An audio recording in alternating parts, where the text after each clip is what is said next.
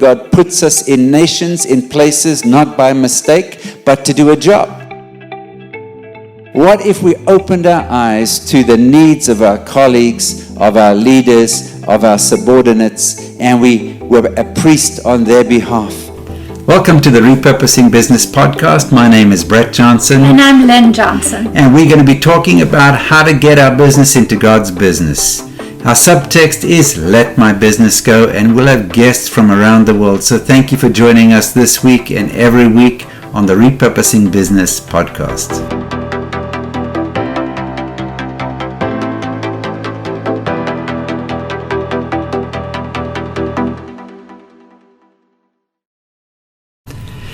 Welcome to this third episode in the relationship series, and in month number 1 we're looking at this question of singleness, and this has been a big deal because there's such an epidemic of singleness. Now, part of this is spiritual, as we've talked about, but part of this is also practical, very practical.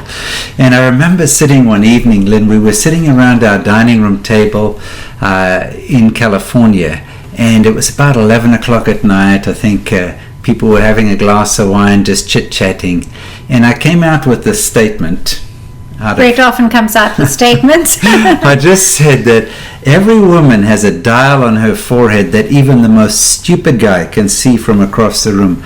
It's about how approachable they are. It's their availability index. And there were some single women around the table, and they disagreed. Yeah, they were like, what are you talking about, Brett? What does this mean? So I said, on a scale of 1 through 5, Susie, and the guy said 2.7, 2.9, Mary, 1.3, 1.5, you know, Jolene, or whatever it might be, 4.7, 4.9. People just knew. The guys, even these, you know, not so clued up guys, they knew when somebody was approachable or not. And given that most men, are they bold and courageous when it comes to relationships, Lynn? Well, from what I've observed, some of the men that are a little bit older have maybe been hurt or have not had success so far are a little bit nervous. I mean, I think girls sometimes think, oh, the guys don't have any concerns, we're the ones.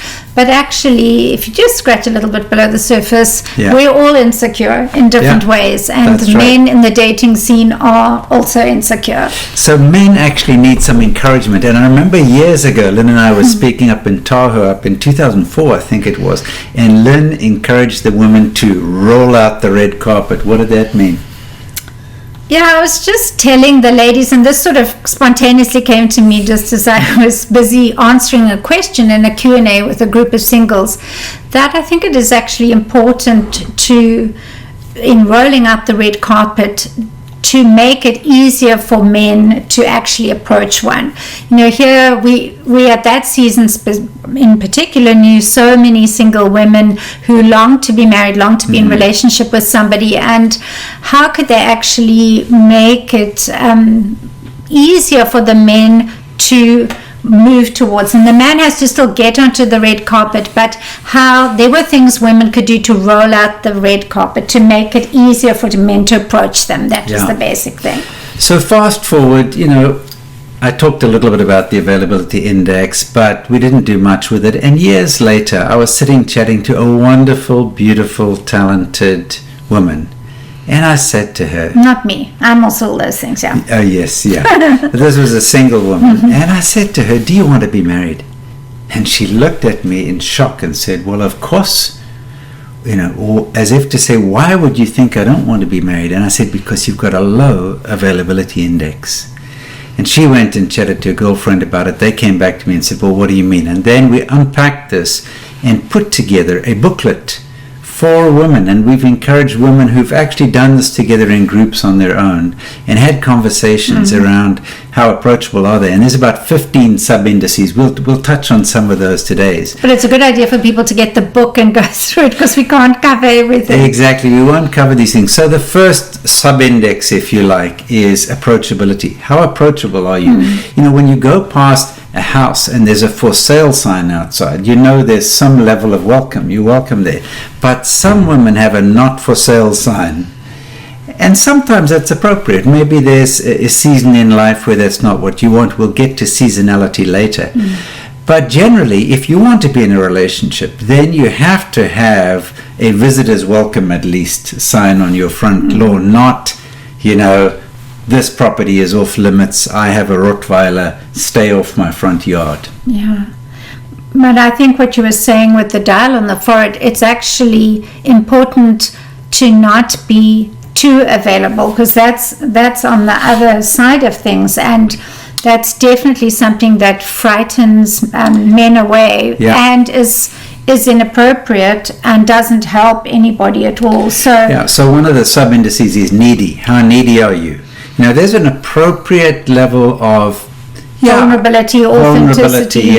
But if it's overly needy, then guys are scared to death of that. And if it's, I'm highly independent, I don't need anybody in my life. And there are trends in society that push people in either direction. So the fiercely independent is a woman can do anything that a man can do, which is pretty much true.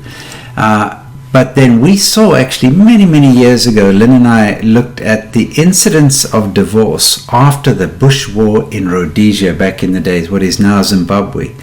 Because what happened was the men would go to war for say 6 weeks in the bush, and they'd come back for 2-3 weeks. And after a while, the wife had to learn to do everything herself. She had to fix the dishwasher. She had to get the car repaired. And these men came home and found that they were redundant. There was nothing for them to actually do. So having a collaborative piece where you can actually say, I don't need a man to do this. You can learn to fix your own car. But where there's an appropriate level of interdependence. I think that's a good one. Yeah, it's important. So another one we talked about is security, how secure you are in yourself. And this is a big deal because each of us, again, has insecurities, and that can lead to problems. But if we don't deal with some of our insecurities, or at least understand what they are, you don't have to have everything figured out, because sometimes God will use a life partner to help you sort out those things. So God has used Lynn to help me sort out my insecurity. I can't remember what they were. I am kidding. But the reality is, God puts two broken people together. Yes.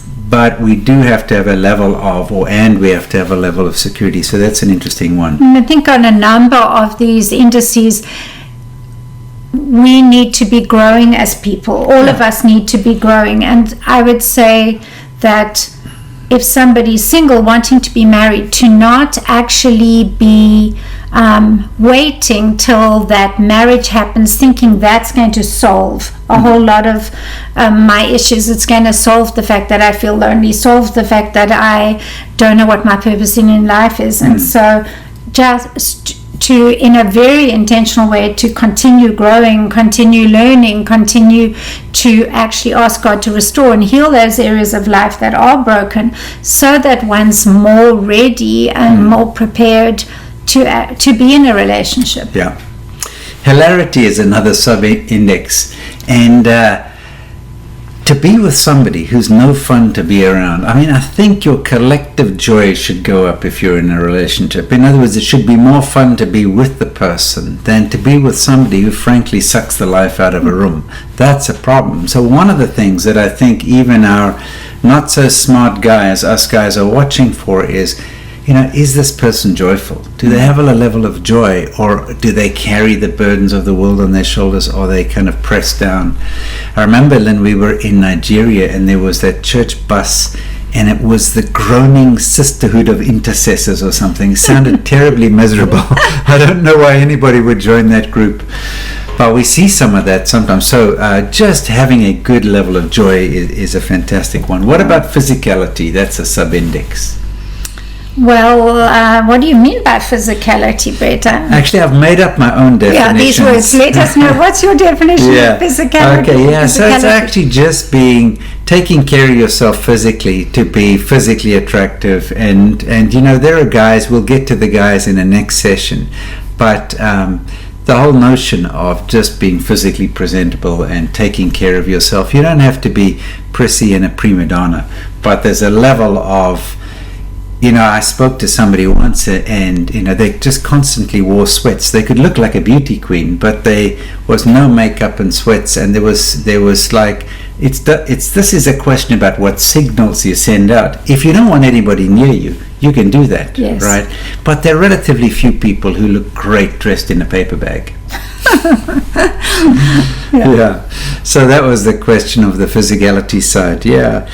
And then another one, we talked about needy, but the other thing about is that, we used to ask women often in pre-marriage counseling is, do you respect the man? Not do you love him? Because women generally are very loving. And but do you respect the guy? And so this sub-index of respectability. And this is particularly hard for smart, career-oriented women who've got an undergrad, they've got a PhD or an MBA or whatever. And some of the guys might not be as smart as them. But you have to have a good level of respect, I think. Yes. Yeah. Yeah, and some of that may be an adjustment of what one deems to be important. We talked in a previous session about just the lists, and so I think part of respecting is going, well, maybe he doesn't have an MBA, but look at how he actually started this business on the side and has kept it going, or look how responsible he's been with caring for his parents, or there are many different there are many different aspects, and so I think sometimes one has to actually open one's eyes and look a bit more broader than maybe just the traditional definition of this is what I expect. You might have gone to college as a woman, and you might have thought, well, obviously I'm going to marry someone who's been to college. Well, actually, you may end up meeting someone who, for some very good reason, didn't go to college. But there's so much that's wonderful and good and admirable about them. So have a look at what that looks like. Then friendly.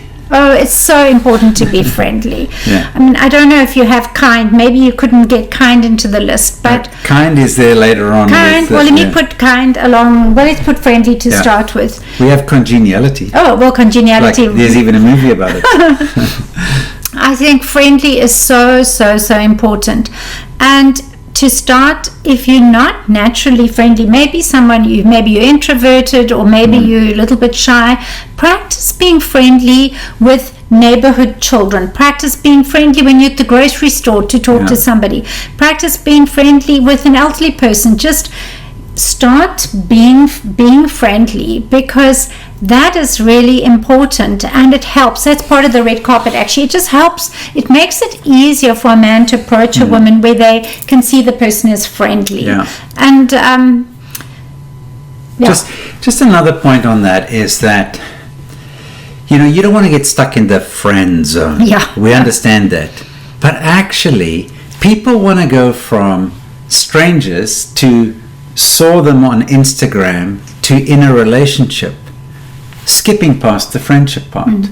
And actually there's another one over here, sub-index around functionality. Can you do stuff together? Can you work together? And one of the things that Lynn and I have advocated is find something to do together, work together in a soup kitchen, volunteer, do something together where you can observe the person while they're not just trying to impress you on a date.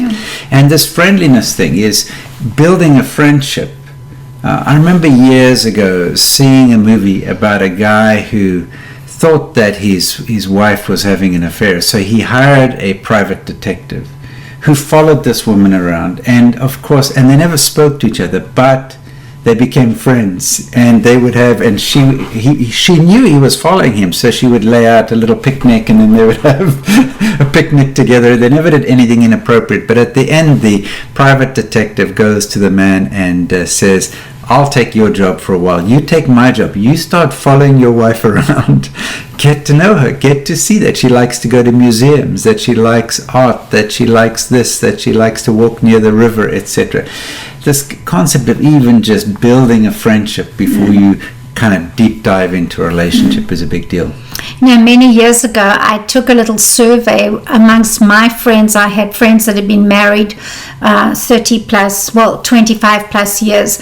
And just to help my singles, I actually surveyed my married friends. And I asked them how many of them went from falling in love as soon as, or shortly after they met the person they were currently married to, And how many of them had started as a friendship where they actually weren't attracted to them as such and they weren't in love with them, and it went from the friendship and built up until they actually started to love that person. And more of the people were in the friendship category. And so plus then, as we've worked with singles, we've encouraged some of our singles to build a friendship. Don't toss it away because you don't feel attracted, you don't feel as if you could fall in love with them.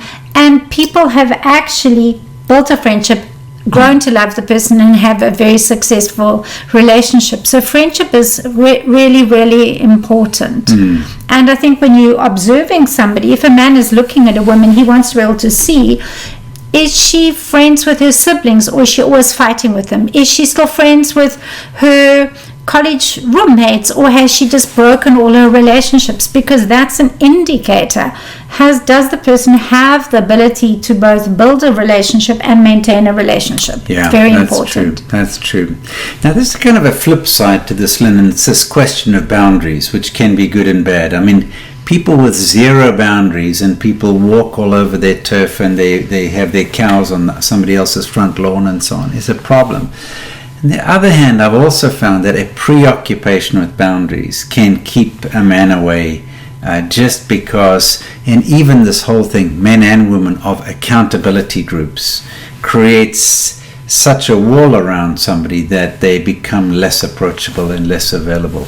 Yeah, and so it is important that one has a healthy boundaries. We're not saying that. And I think we've also talked about the posse, and that an American term, but girls can have their group of girls around them, and I'm sure it works for guys as well. But in this case, there's this group of girls that are, and they stick so tightly with him.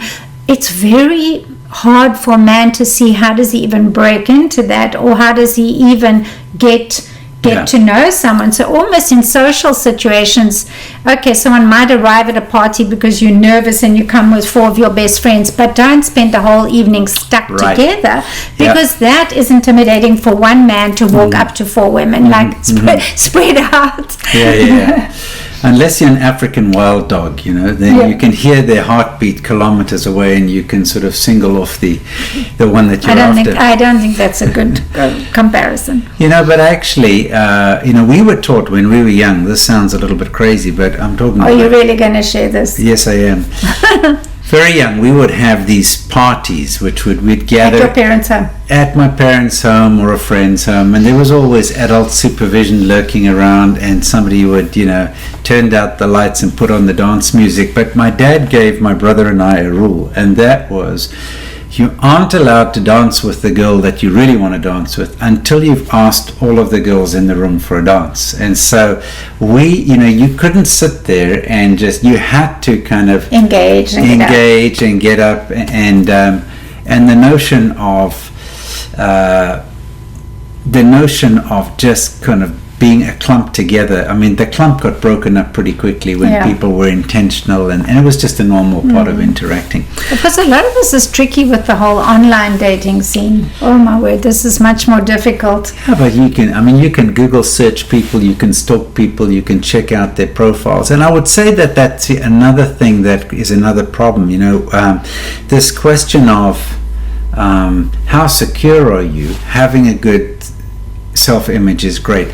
The flip side to that is this preoccupation with I am the brand and I'm managing my brand, where you have an Instagram view of yourself or an online view of yourself and the real you, and this creates a problem.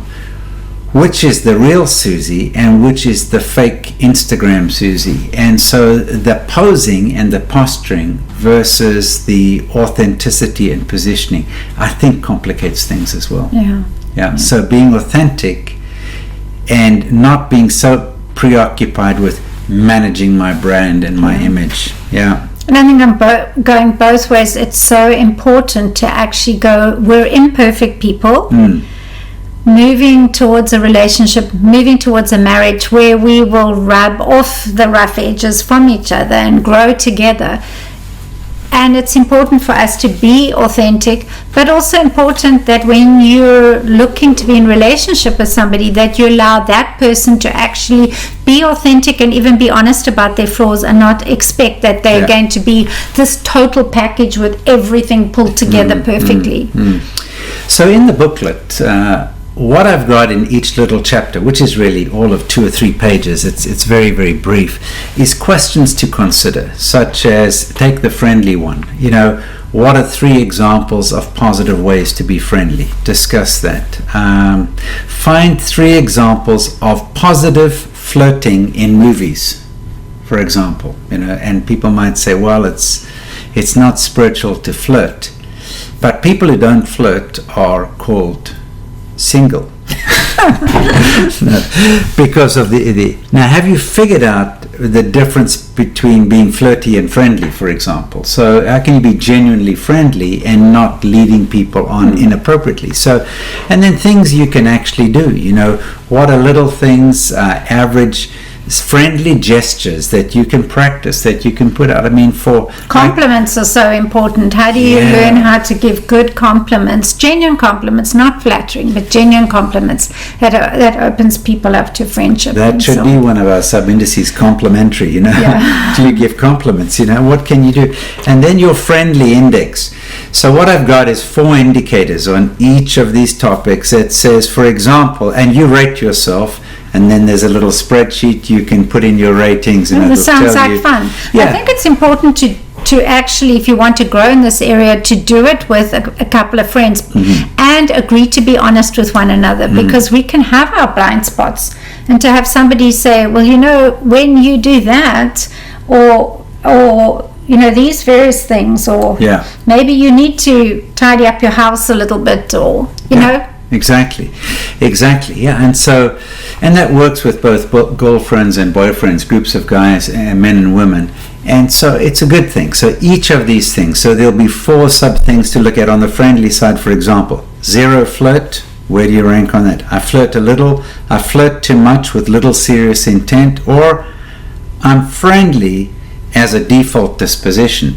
Now, what do I mean by default disposition? We have a good friend, Kim, and she was talking about the fact that she realized one day that her default facial position was serious. And she's quite a serious person. She's a smart person, but she's also a beautiful person. And she had to practice stand in front of the mirror and practice having an up mouth, because this is just like in the whole fun and in the joy thing, but same thing with the friendly thing. I have joked that I have a milk carton face, because many, many times over the years, people have walked up to me and said, oh, don't I know you from somewhere? Don't I know you from somewhere? And they greet me and they smile at me as if they know me. And I just smile back, because I know they think they know me, even though they don't know me. And but it's a wonderful thing. When you smile at people, they smile back at you. And one of the ways... Some of us are having difficulty smiling with our masks on at the moment. That's true. You have to smile so your eyes look creepy. Smile with the eyes, or get one of those fake ones. Yeah, it's kind of interesting. Lynn and I have observed over the years how children are a good judge of approachability as well. And so be friendly. Yeah. So there are these sub-indices. Get together in a How group. many of these do you have in your book? It looks like about 20 of them. There's about 20 of them. So get the book, read the book, do it with some friends. Yeah, and the key point is to have a conversation. Recently, a lady contacted me. She got married for the first time in her 40s. She was well and truly single. She came back to me and she said, Brett, the availability index. She'd sat down with a group of girlfriends. They'd gone through the thing. They've talked it through. And the question we were left with from the women was, well, is there one of these for men? Is there one of these for men, or is it just the same? My initial reaction was, it's just the same, but I thought about it quite a bit. And next week, we'll talk about the initiative index. So thanks for joining us this week to talk about the availability index. And when you see on the book, there's this wonderful dial that even the most dense guy can spot and read from across the room. These are the signals that women send to men. Next week, we're going to talk about the signals that men send to women and what to do about that. It's going to be exciting. Thanks for joining us.